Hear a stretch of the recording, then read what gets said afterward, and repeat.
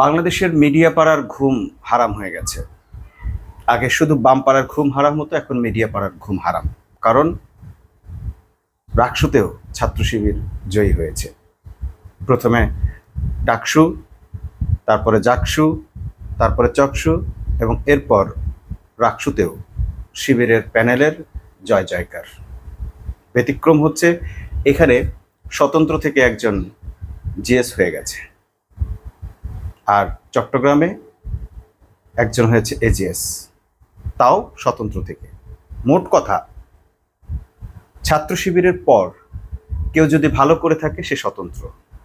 জাহাঙ্গীরনগর বিশ্ববিদ্যালয়ে আমরা দেখলাম সদস্য স্বতন্ত্র থেকে একটি বড় পদে জয়ী হয়েছে। তো এই যে পরিবর্তন, এই যে ছাত্রদলের এত কিছু, প্রধান প্রতিদ্বন্দ্বী মনে করতো ছাত্রদলেই সারা ক্যাম্পাসগুলোতে জুড়ে আছে, ছড়িয়ে ছিটিয়ে আছে, কিন্তু ভোটের রেজাল্টে ছাত্রদলের এমন ভরাডুবি কেন? তার চেয়ে মজার ব্যাপার হচ্ছে ছাত্রদলের এই ভরাডুবিকে বিএনপি নিজের ভরাডুবি মনে করছে। তাদের হিসেব নিকেশ বদলে যাচ্ছে। তারা মুখে বলছে এটা জাতীয় নির্বাচনে কোনো প্রভাব ফেলবে না, কিন্তু তাদের ভেতরে অন্তর্দহন শুরু হয়ে গেছে। বিএনপির নেত্রী পাপিয়া বলছে ছাত্র শিবির ঘুষ দিয়ে এই ভোটগুলো কিনেছে, খাওয়াইছে, এই করছে সেই করছে, পানির ফিল্টার দিয়েছে, এগুলো নাকি ঘুষ। অর্থাৎ তাদের ভেতরের কষ্ট তারা এইভাবে প্রকাশ করে ফেলছে, তাদের অন্তর্দহন, তাদের জ্বালাগুলো তারা উগরে দিচ্ছে। মূলত আসলে ঘটছেটা কি, এটা অনেকেরই প্রশ্ন, যে ছাত্র শিবির কেন প্রত্যেকটা ক্যাম্পাস দখল করে ফেললো? ছাত্র শিবিরের প্রতি বা তাদের প্যানেলের প্রতি সাধারণ ছাত্র জনতার এত সমর্থন কেন? মূলত এর প্রধান কারণ জুলাই গণ অভ্যুত্থান। জুলাই গণ অভ্যুত্থানে মানুষ একটা পরিবর্তনকে বুঝতে শিখেছে। জুলাই গণ অভ্যুত্থানে মানুষ নিজেকে চিনতে শিখেছে। জুলাই গণ অভ্যুত্থান ছাত্রদেরকে ভ্রাতৃত্ববোধ শিখিয়েছে। জুলাই গণ অভ্যুত্থান মানুষকে সাহসিকতা শিখিয়েছে, বিজয় কিভাবে ছিনিয়ে আনতে হয় সেটা শিখিয়েছে। জুলাই গণ অভ্যুত্থান সবচেয়ে বড় যেটা করেছে সেটা হচ্ছে স্বাধীনতা এনে দিয়েছে। এর আগে আমরা যে স্বাধীনতার দোহাই দিতাম, গর্ব করতাম, সেই স্বাধীনতা আসলে কোনো একটি রাজনৈতিক দলের স্বাধীনতা ছাড়া অন্য কারো স্বাধীনতা অর্জন করতে দেয়নি। যখন যে দল পাওয়ারে থাকতো কেবল তারাই স্বাধীনতা পেত, তারা সব ধরনের অপকর্মের স্বাধীনতা পেত। কিন্তু জুলাই গণ অভ্যুত্থানে মানুষ যে স্বাধীনতা পেল, ছাত্ররা যে স্বাধীনতা পেল, সেটি হচ্ছে সুকর্মের স্বাধীনতা, সৎকর্মের স্বাধীনতা, ভালো কাজের প্রতিযোগিতা করার স্বাধীনতা, ভালোকে ভালো বলার স্বাধীনতা খুঁজে পেল। জামাতের পক্ষে, শিবিরের পক্ষে যারা কখনো কোনো সত্য উচ্চারণ করতে সাহস করেনি, তারাও এই জুলাই গণ অভ্যুত্থানের পর সত্য উচ্চারণের সুযোগ পেল। এমন এমন লোকজন ঢাকা ইউনিভার্সিটির পর্দা না করা, যার সাথে ইসলামের সাথে খুব একটা রিলেশন আছে এরকমও মনে হয় না, এরকম শিক্ষিকারা ছাত্র শিবিরকে সার্টিফাই করলেন। এমন এমন লোক জামাতকে সার্টিফাই করলেন যাদের সাথে ইসলামের দূরতম সম্পর্ক আছে বলে মানুষের মনে হয় না। অর্থাৎ সর্বজন গ্রহণীয় একটা দল হয়ে গেল জামাত শিবির। এই যে মানুষ তার মনের কথাটা বলতে শিখলো, এর একটা প্রভাব হচ্ছে এই ছাত্রদের নির্বাচনের ফলাফল। এখন রাস্তাঘাটে যে কাউকে জিজ্ঞেস করলে তারা সাহস করে বলতে পারে যে আমরা জামাতকে ভোট দিব। সেদিন একটা জরিপে দেখলাম, ভিডিও জরিপ, প্রায় 70 জনের মধ্যে 58 থেকে 60 জনই জামাতকে ভোট দেবে বলে জানিয়েছে। তার মধ্যে 6 জন পাওয়া গেছে আওয়ামী লীগকে ভোট দিবে, 10-12 জন পাওয়া গেছে বিএনপিকে ভোট দেওয়ার পক্ষে। এই যে বিশাল তারতম্য জনগণের মাঝে তৈরি হয়েছে, এই যে বিশাল একটি স্ফুরণ তৈরি হয়েছে জনগণের মধ্যে, যে তারা তাদের মনের কথাটা বলতে পারছে, মূলত এই স্বাধীনতার চেতনাই এই রেজাল্টের প্রধান কারণ। আপনারা যেভাবে বিশ্লেষণ করেন না কেন, জামাতকে খাটো করেন, শিবিরের কৌশলকে বড় করেন, হেন করেন, তেন করেন, কোনো লাভ নেই। জুলাই গণ অভ্যুত্থানের মানুষের চেতনা, চিন্তা, বিশ্বাসকে বদলে দিয়েছে। মানুষ এখন সত্য কথা বলার জন্য প্রস্তুত হয়ে গেছে। এবং এই সত্যের পক্ষে অবস্থান নেওয়া, নিজের কথা বলার স্বাধীনতা অর্জন করার পর আগামীতে যে কোনো নির্বাচনেই এই ধরনের ফলাফল হবে। যাদেরকে আপনারা বড় দল হিসেবে ধরে বসে আছেন, তাদের ভরাডুবি হবে যদি নির্বাচনটা এই সরকারের অধীনে এবং এইভাবে হতে দেওয়া হয়। এবং যদি কোনো মেটিকুলাস ডিজাইনে ভিনদেশি দেশের সাহায্যে বাংলাদেশের নির্বাচনকে পলিউটেড করা যায়, কিংবা এস্টাবলিশমেন্টের সাহায্যে বাংলাদেশের নির্বাচনকে নস্যাৎ করার চেষ্টা করা হয়, সেই ক্ষেত্রে ভিন্ন রেজাল্ট হতে পারে। কিন্তু সে ভিন্ন রেজাল্টের পরও আর একটা ভিন্ন রেজাল্ট ঠিক 5ই আগস্টের মতো হবে।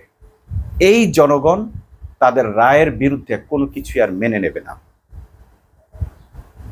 এই জনগণের কাছে, ছাত্র জনতার কাছে সবচেয়ে বড় পাথর ছিল শেখ হাসিনা। সে পাথরকে তারা 15 বছর হজম করে শেষ করে গিলে ফেলেছে। শেখ হাসিনাকে তার মামাবাড়ি পাঠিয়ে দিয়েছে। এই বাংলাদেশটাকে তার স্বাধীন করে ফেলেছে একজন রাক্ষসী সরকারের কাছ থেকে, একজন দানবীয় সরকারের কাছ থেকে, একটি ভিনদেশী তাবেদারি সরকারের কাছ থেকে। এই ছাত্র জনতা আর কখনো বাংলাদেশের স্বাধীনতা নিয়ে টালমাটাল পরিস্থিতি তৈরি করতে দেবে না। আজকে যারা এখনো দিল্লির শাসন বাংলাদেশে কায়েম করতে চায়, দিল্লির সাথে আমরা পারবো না, দিল্লি বড় রাষ্ট্র, এসব বলে বেড়ায়, দিল্লির ভয় দেখায় ডক্টর ইউনূসকে যে আমরা এফোর্ড করতে পারবো না, এস্টাবলিশমেন্টের ভয় দেখায়, এই মেরুদণ্ডহীন দল বাংলাদেশের মানুষ পছন্দ করে না। বাংলাদেশের মানুষের হৃদয়ে এবং রক্তে এখন আবু সাঈদের উত্তেজনা। বুক পেতে দে, গুলি কর, রক্ত ঝরুক, তবু আমরা আমাদের স্বাধীনতা সার্বভৌমত্ব কারো কাছে বিক্রি করব না। আমার শক্তি আছে কি নেই সেটি বড় বিষয় নয়, আমার চাহিদা কি, আমি কি চাই সেটাই বড় বিষয়। অনেক টকশোতে অনেক রকম কথা হয়। আমার কাছে প্রশ্ন হয় যে ছাত্রদলকে মানুষ কেন ভোট দিবে? 5ই আগস্টের পর ছাত্রদল বিএনপি কি এমন দেখিয়েছে, কিংবা বিগত 15 বছর ছাত্রদল কি এমন দেখাতে পেরেছে যে ছাত্ররা তাদেরকে ভোট দিবে? এমন কি আদর্শ তারা স্থাপন করতে পেরেছে? জিয়ার আদর্শ। সে জিয়ার আদর্শটা কি? কোন ছাত্রদল কর্মী বলতে পারবে জিয়ার আদর্শ কি? আর সে আদর্শ তারা কোথায় বাস্তবায়ন করলো, কি বাস্তবায়ন করলো? অর্থাৎ তারা একটা ভেক্টম করে যাচ্ছে, তাদের কোনো রাজনৈতিক গোল নেই। তারা একটাই রাজনীতি করে, সেটা হচ্ছে শিবিরকে ব্যাশিং করা, অন্যের বিরুদ্ধে অপবাদ দেওয়া, গুজব ছড়ানো ছাড়া আর তাদের কোনো রাজনীতি নেই। অথচ পক্ষান্তরে ছাত্র শিবির ধরে ধরে ছাত্র কল্যাণমূলক কাজ করে যাচ্ছে। কোন ছাত্রের পরীক্ষার ফি নেই তাকে ফি দিচ্ছে, কোন ছাত্রের আর্থিক অবস্থা খারাপ তাকে টিউশনি দিচ্ছে, কোন ছাত্রের থাকার জায়গা নেই তাকে থাকার জায়গা দিচ্ছে, কোন ছাত্রের প্রাইভেট লাগবে তাকে বিনা খরচে পড়াচ্ছে, কোন ছাত্রের বিশ্ববিদ্যালয়ে ভর্তির জন্য পড়তে হবে বিশেষভাবে স্পেশাল ব্যাচ লাগবে তাকে স্পেশাল ব্যাচ করাচ্ছে, কোন ছাত্রের রক্ত লাগবে, কোন ছাত্রের পরিবার অর্থনৈতিক কষ্টে আছে তাকে একটু সাহায্য করা দরকার, সেটাও করছে। কি না করছে ছাত্র শিবির? ছাত্রদের কল্যাণে এমন কি না করছে ছাত্র শিবির? ছাত্রদল মাঝে মাঝে দু একটা কলম দিতে যাচ্ছে, মানে ছাত্র শিবিরের দেখা দেখি। এই 5 টাকা 10 টাকার কলমে কি ছাত্র রাজনীতি হবে? যে ছেলেটা, ছাত্র শিবিরের এক নেতা বলল যে একটা ছেলে এটিএম বুথে গেছে টাকা তুলতে, টাকা তোলার পর তার পুরো টাকাটা ছাত্রলীগ নিয়ে নিছে। আসার পর সে ছেলেটা যখন চিন্তায় বিমর্ষ হয়ে পড়েছে যে আমি এখন চলবো কিভাবে, ঠিক সেই সময় তাকে একজন বলছে যে শিবিরের অমুকের কাছে যাও। শিবিরের বলেনি, অমুকের কাছে যাও। যখন অমুকের কাছে গেছে, সব ঘটনা শুনে সে তার ওই মাসের খরচটা তাকে ব্যবস্থা করে দিয়েছে, আগামী মাস থেকে তার জন্য একটা টিউশনির ব্যবস্থা করে দিয়েছে। ওই অমুকটা কে সে জানে না, এক বড় ভাই, ইউনিভার্সিটির বড় ভাই। একদিন যখন যে সে জানে যে ওই বড় ভাইটা ছিল শিবিরের, তখন সে শিবিরকে ভালোবাসবে না ঘৃণা করবে? বলবে হ্যাঁ আপনি এতদিন নিজের পরিচয় কেন লুকিয়েছিলেন? পরিচয় লুকিয়ে রাখা আর পরিচয় লুকিয়ে অন্যের সাহায্য করা, কোনটাকে মানুষ গ্রহণ করবে? আমি অমুক, তোমাকে সাহায্য করলাম, আমি এমপি প্রার্থী হয়েছি তাই সাহায্য করলাম, আমাকে ভোট দিও এই জন্য সাহায্য করলাম, সেই সাহায্য আর নিজেকে কোনোভাবে প্রকাশ না করে গোপনে থেকে বন্ধুর মতো করে কারো পাশে দাঁড়ানো মানুষ কোনটা পছন্দ করে? ওই গোপনে গিয়ে তাকে সাহায্য করাটাই মানুষ পছন্দ করে, এবং সেটাই হয়েছে।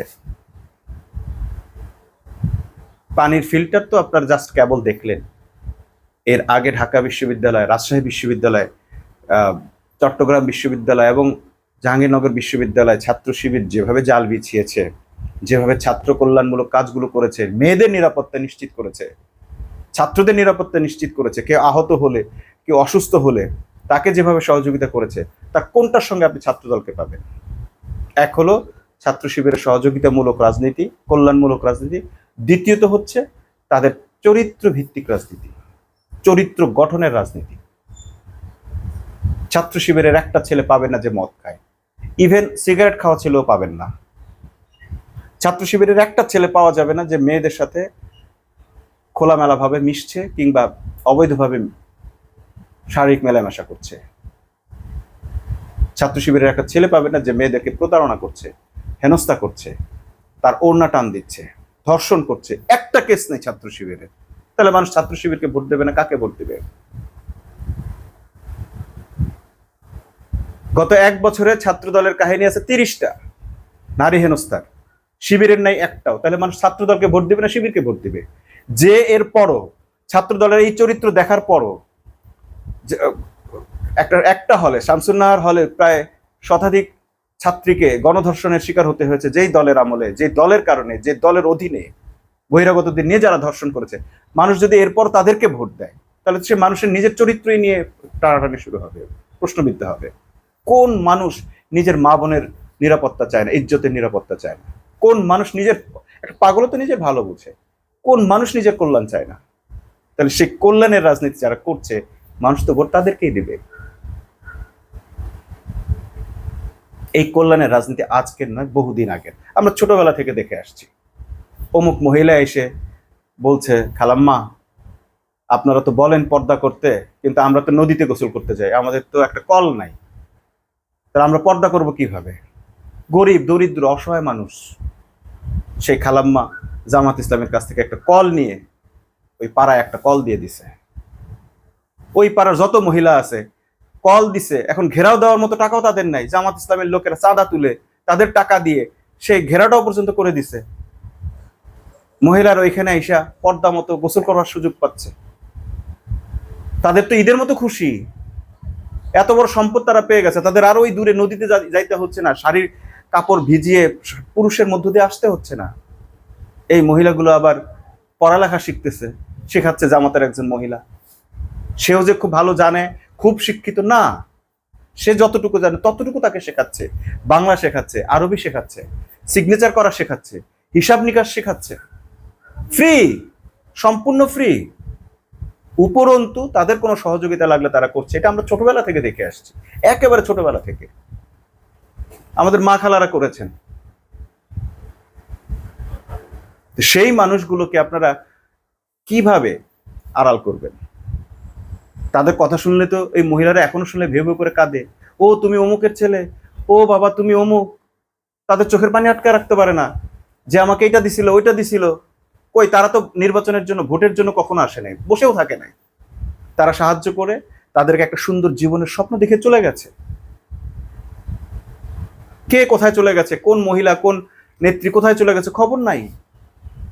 কিন্তু ওই যে ইসলামের বীজ, ওই যে উপকার পরোপকারী বীজ তারা দিয়ে গেছে, তাদের ভিতরে এখনো সেটা বাঁচতেছে। এখানে যাদেরকে তৈরি করে দেখছে তারাও আবার ঠিক সেটা শিখেছে।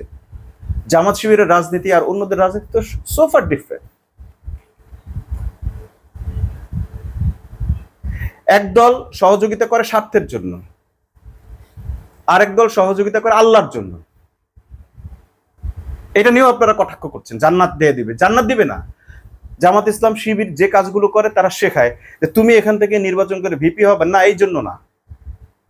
তুমি যা করবা একজন মানুষের জন্য, যা করবা সেটা মানুষের সন্তুষ্টির জন্য না, আল্লাহর সন্তুষ্টির জন্য করবা। সে তোমাকে কখনো এটার কৃতজ্ঞতা ফিডব্যাক দিবে, তোমাকে ভোট দিবে, তোমাকে কিছু দিবে? No, never. যদি সেটা চাও তাহলে আল্লাহর কাছ থেকে যা যা পাবে না, প্রতিদান পাবে না।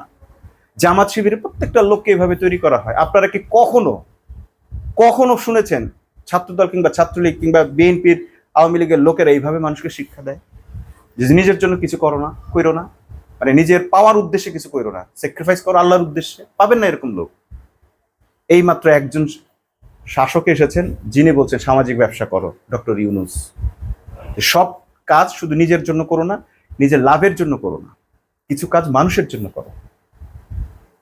জামাতের হাজার হাজার লক্ষ লক্ষ কর্মী আছে, অন্যান্য টকশোতে দেখি জামাতের নাকি 5 লক্ষ মহিলা আছে, রোপণ আছে, যারা এখন নির্বাচনের জন্য খাটতেছে। এই মহিলারা 5 লক্ষ মহিলা যদি নির্বাচনের জন্য খাটে, তারা 5 টাকা কখনো নেয় কিনা খোঁজ দিবেন। বরং যার বাসায় মিটিং হয় সে নিজে রান্না করে খাওয়ায়। আপা আজকে আপনার বাসায় খাওয়াইতে হবে, খাওয়াচ্ছে। সবাই মিলে একটা দলকে, একটা দলের ব্র্যান্ডিং করতেছে, আর অন্য দল নিজের ব্র্যান্ডিং করে। নিজের নমিনেশন না পাইলে ওই দল যেন, ওই লোক যেন হারে, সে যে দলেরই হোক, নিজের দলের হইলেও সে যে কিভাবে পরাজিত হবে সেই ব্যবস্থা করে। আর জামাত করতেছে কি, যে আমি জিতি বা না জিতি, আমি দাঁড়াইতে পারি আর না পারি, আমার দাঁড়ানোর দরকার নেই, আমার দল যেন জিতে। আমার দল না জিতুক, আমার আল্লাহ যেন খুশি হয়। তাদের তো হারাবার কিছু নাই, তাদের লাভ ছাড়া কোনো লস নাই। আপনারা জামাতকে, শিবিরকে ব্যাশিং করেন, মনে করেন জামাতকে পরাজিত করতে বলে আপনারা জামাত হেরে যাবেন। না, জামাত হারবে না, জামাত শিবির হারবে না, কখনোই হারে না তারা। কারণ তাদের উদ্দেশ্য তো আলাদা, তাদের উদ্দেশ্য আল্লাহর উদ্দেশ্য করে কাজ। হাজার হাজার লক্ষ লক্ষ ছাত্রের উপকার করেছে, কয়টা আপনাকে বলা আপনি শুনতে পারবেন, জানতে পারবেন, জানতে পারছেন। মনে করেন আপনারই উপকারটা যে করেছে, আপনি কি কখনো শুনেছেন যেটা বলে বেরিয়েছে? তারা বলে বেড়ায়নি। তার থেকে আপনার কাছ থেকে কোনো ফায়দা নিয়েছে? না, নেয়নি। হ্যাঁ, আপনার কাছ থেকে ফায়দা নিতে পারে। আপনি যখন সংগঠনের অন্তর্ভুক্ত হন, আপনাকেও আবার পরোপকারী একটা মনোভাব তৈরি করে দেয় তারা। আপনি আবার আপনার টাকা চাঁদা দিয়ে অন্যের উপকার করে বেড়াচ্ছেন, আপনার মধ্যে উপকারের একটা নেশা ঢুকিয়ে দেয়। যেই ভ্রাতৃত্ব বোধ শিবির এই ছাত্রদের মাঝে তৈরি করে দিয়েছে, তারা বন্ধুত্ব নয়, তারা ভ্রাতৃত্ব বোধ তৈরি করে। সেই ভ্রাতৃত্ব বোধই কিন্তু জুলাইয়ের গণ অভ্যুত্থান তৈরি করেছে। আবু সাইদ আমার ভাই, আনাস চিঠি লিখে গেছে, আমার ভাইকে যারা হত্যা করেছে আমি তাদের বদলা না নিয়ে ফিরবো না। অমুক ছোট ছোট বাচ্চারা, কিশোররা পর্যন্ত চিঠি লিখে গেছে। এই যে ভাই মনে করা, এই যে মেয়েরা পর্দা করুক বা না করুক, আমার ভাইকে ছেড়ে দাও বলে যে জামা টেনে ধরেছে, গাড়ি আটকে দিয়েছে, পুলিশের এপিসি আটকে দিয়েছে, ভ্রাতৃত্ববোধ। নো, বন্ধুত্ব নয়, নো ফ্রেন্ডশিপ। অমুক আমার ভাই, এই যে এটা বলার ভিতর যে অস্তিত্বটা তৈরি হয়, যে আত্মবাচক শব্দের মাধ্যমে মানুষের ভিতর যে তার পসেসিভনেস তৈরি হয়, সে আমার, আমার তার রক্ত যাওয়া মানে আমার রক্ত যাওয়া, এই যে হৃদয় দিয়ে ভালোবাসা, এই যে ভ্রাতৃত্ব বোধ, অমুক আমার ভাই মনে করা, অমুক আমার বোন মনে করা, এই বোধটাই জুলাই অভ্যুত্থানের মূল শক্তি। এবং এই বোধটাই ছাত্র শিবিরের জয়ের প্রধান কারণ। যদি অন্য কোনো দল এই ভ্রাতৃত্ব বোধ তৈরি করতে পারে, তারাও জয়ী হবে। যদি জয়ী পৃথিবীতে না হয়, আখিরাতে হবে। অতএব ছাত্র শিবিরের এই জয় নিয়ে যাদের জ্বলছে, আপনারা জ্বলা বন্ধ করেন। ছাত্র শিবিরের এই আদর্শগুলো আপনারা নিজেদের মধ্যে আনার চেষ্টা করেন। ছাত্র শিবির ওইটাই চায়। ছাত্র শিবির দ্যাটস দ্য নেম, জয় করে কোনো লাভ নেই। একটা নামের বিজয় কিছু যায় আসে না, একটা ব্যানারের বিজয় কিছু যায় আসে না। যদি আপনারা আজকে ছাত্র শিবিরের এই উদাহরণ দেখে, তাদের এই বিজয় দেখে, ছাত্র শিবিরের এই নৈতিকতাগুলো, এই পরোপকারী মনোভাবগুলো, আল্লাহর জন্য কাজ করার স্পৃহাগুলো আপনারা আপনাদের মধ্যে তৈরি করতে পারেন, আপনাদের দলের মধ্যে আনতে পারেন, তাহলে আপনারা এরকম নির্বাচনে বিজয়ী হতে পারেন আর না পারেন, আল্লাহর কাছে আপনারা অবশ্যই বিজয়ী হবেন। আর যদি আপনারা হিংসা করতে থাকেন, ব্যাশিং করতে থাকেন, অপবাদ দিতে থাকেন, আখেরে আপনাদের কোনো লাভ হবে না। ছাত্র শিবির একটি উদাহরণ সৃষ্টি করেছে। ছাত্র জনতা ছাত্র শিবিরকে সমর্থন জানিয়ে, তাদের ভালোবাসা, তাদের সমর্থন শিবির প্যানেলকে স্বতঃস্ফূর্তভাবে এবং ওভারহেলমিং ভাবে, পুরোপুরি নিরঙ্কুশভাবে তাদের প্রতি পোষণ করে যে স্বীকৃতি তাদেরকে দিয়েছে, এই স্বীকৃতির প্রতি শ্রদ্ধা জানিয়ে আপনারা আপনাদেরকে সেম ক্যারেক্টারের তৈরি করার চেষ্টা করেন। শিবিরের বিরুদ্ধে আজ পর্যন্ত যতগুলো অপবাদ দিয়েছেন, একটাও প্রমাণ করতে পারেন নাই। একটা রক কাটা কেসের সাথে আপনারা প্রমাণ করতে পারেন নাই। নিজেদের পোষা মিডিয়া দিয়ে প্রোপাগান্ডা চালিয়েছেন, কিন্তু 5-6 মাস পর, 1 বছর পর, 2 বছর পর আদালতে প্রমাণ হয়ে গেছে সেই ঘটনার সাথে ছাত্র শিবির কিংবা জামাতের কেউ জড়িত নয়। রাজশাহী বিশ্ববিদ্যালয়ের কথাই বলছি, রাকসু নির্বাচন হয়ে গেল, সেখানেও শিবির জয়ী হয়েছে। সেখানে অধ্যাপক তাহেরকে হত্যা করার সাথে শিবিরের নেতাদেরকে জড়ানো হয়েছিল, মাহবুব সালেহ ভাইকে জড়ানো হয়েছে, সাহেবকে জড়ানো হয়েছিল, এখানকার শিবিরের সভাপতিকে জড়ানো হয়েছিল। ফারুক হত্যা মামলার সঙ্গে আলী হাসান মোহাম্মদ মুজাহিদ থেকে শুরু করে অসংখ্য ছাত্রকে জড়ানো হয়েছে শিবিরের। যাকে যেখানে ধরার দরকার হয়েছে, গ্রেপ্তার করা দরকার হয়েছে, গুম করা দরকার হয়েছে, ব্যাস ফারুক হত্যা মামলার সঙ্গে জড়ানো হয়েছে। অথচ এতগুলো হত্যাকাণ্ড, একটা হত্যাকাণ্ডের সঙ্গেও শিবিরের কাউকে চার্জশিটভুক্ত করা যায়নি, তদন্তে কিচ্ছুই আসেনি। অথচ এর আগে মিডিয়াগুলো শিবিরের চরিত্র হননের যা করার করে ফেলছে। এই যে মিথ্যাচার করে আজকে আপনারা এই রেজাল্টটা পেয়েছেন, সেটি হচ্ছে ছাত্র শিবিরকে হাজার হাজার লক্ষ লক্ষ তরুণ গ্রহণ করে নিয়েছে, তরুণীরা পর্যন্ত গ্রহণ করে নিয়েছে। আপনি যদি 1 লক্ষ তরুণীর সাক্ষাৎকার নেন, ছাত্রীর সাক্ষাৎকার নেন, আপনি একজন পাবেন না যে বলবে যে হ্যাঁ, ছাত্র শিবিরের অমুক আমার ওন্না টান দিয়েছে, আমাকে এইভাবে হেনস্থা করেছে, এরকম একটা মেসাল আপনারা দেখাতে পারবেন না। তাহলে সেই ছাত্র শিবিরকে মানুষ যখন সমর্থন দেয়, আপনাদের কেন গাত্র দেওয়া হয়? আপনাদের বরং গর্ব করা উচিত যে বাংলাদেশে এরকম একটি আদর্শিক সংগঠনকে মানুষ সমর্থন দেওয়ার মতো মনোবল ফিরে পেয়েছে, সাহসিকতা পেয়েছে এবং সে স্বাধীনতা পেয়েছে। আমি মনে করি আজকের এই ছাত্র সংসদগুলোর নির্বাচন শুধু শিবিরের জয় নয়, এটি গণ অভ্যুত্থানের বিজয়, এটি চেতনার বিজয়, এটি মানুষের আদর্শিক চিন্তার বিজয়। অধিকাংশ মানুষ যে ভালো চিন্তা করে, অধিকাংশ মানুষ যে বুকের ভেতর একটি সৎ আদর্শ লালন করে, তার প্রমাণ এটা। শুধু সময় সুযোগ এর অভাবে মানুষ তাদের সমর্থন জানাতে পারে না। আমরা আশা করব আগামী জাতীয় নির্বাচনেও মানুষ যেন তার স্বতঃস্ফূর্ত আকাঙ্ক্ষার প্রতিফলন ঘটাতে পারে, কোনোভাবেই যেন তাদের নির্বাচনকে পলিউটেড করা না হয়, তাদের জনসমর্থনকে কোনো দিকে বায়াস করা না হয়। নির্বাচন কমিশন, বর্তমান সরকার, উপদেষ্টা মণ্ডলী, প্রশাসন, এস্টাবলিশমেন্ট, প্রত্যেকের প্রতি আমাদের এই আবেদন থাকবে, সত্যকে ভালোবাসুন, আদর্শকে ভালোবাসুন এবং আদর্শ প্রচারে সহযোগিতা করুন। আপনার সন্তান ভালো থাকবে, আপনার মা বোন ভালো থাকবে, আপনি নিজে ভালো থাকবেন। আপনি ভাবছেন আপনি জুলুম করতে পারবেন না, কিন্তু আপনার পরবর্তীতে আপনার সন্তানেরা, আপনার উত্তরসূরিরা আরো বেশি জুলুমের শিকার হবে যদি আপনি জুলুমের চাষ করে যান। অতএব এমন একটা পরিবেশ তৈরিতে সহযোগিতা করুন যেন আপনি চলে যাওয়ার পর আপনার পরিবারের আর কেউ জুলুমের শিকার না হয়। আপনি হ্যাডম দেখাইতে গিয়া মানুষের উপর জুলুম করে যে রাজনীতি চর্চা করে আপনি সমাজের মধ্যে একটি খারাপ দৃষ্টান্ত উপস্থাপন করছেন, সে খারাপ নৈতিকতা চরিত্র দিয়ে আপনার পরিবারকে ধ্বংস করা হবে, আপনার উত্তরসূরিরাই এর শিকার হবে। আসুন উত্তরসূরিদেরকে বাঁচাতে, আমাদের পরবর্তী প্রজন্মকে বাঁচাতে আমরা আদর্শকে লালন করি, নিজের মধ্যে লালন করি। নিজে যদি কিছু নাও পারি, অন্তত যারা চারিত্রিকভাবে আমার চেয়ে উন্নত তাদেরকে সমর্থন করি। আর যদি সেটাও না করতে পারি, কেউ তাদেরকে সমর্থন করলে সেটাতে যেন আমার গাত্রদাহ না হয়। অর্থাৎ আমার ভালোবাসাটা যেন স্বচ্ছতার দিকে থাকে, সততার দিকে থাকে, চরিত্রবান লোকের দিকে থাকে। সবাইকে ধন্যবাদ।